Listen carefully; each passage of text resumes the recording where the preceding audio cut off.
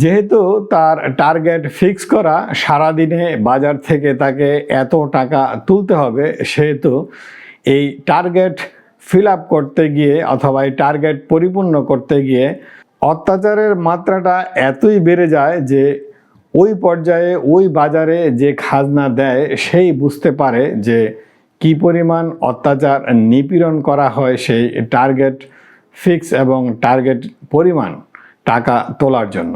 ধরুন একজন প্রান্তিক কৃষক তার গৃহপালিত একটি হাঁস নিয়ে বাজারে এসেছে বিক্রি করার জন্য। বলা চলে বর্তমান বাজারে একটি হাঁস ধরেন 5 থেকে 600 টাকা বিক্রি করলো। ইজারাদার সেখানে 50 থেকে 100 টাকা চেয়ে বসবে এবং সেই টাকা তাকে দিতেই হবে, না দেওয়ার কোনো উপায় নেই। যদি সে দিতে অস্বীকার করে তাহলে সেখানে হাতাহাতি, ঝগড়াঝাটি, এমনকি ইজারাদারদের কিছু লাঠিয়াল বাহিনীও থাকে এ ধরনের চাঁদা অথবা এ ধরনের ইজারা আদায় করার জন্য। তো সাধারণ জনগণ ইজারা না দিয়ে পার পাওয়ার কোনো সুযোগ নেই, তাকে দিতে বাধ্য করে এবং অবশেষে দিতেই হয়।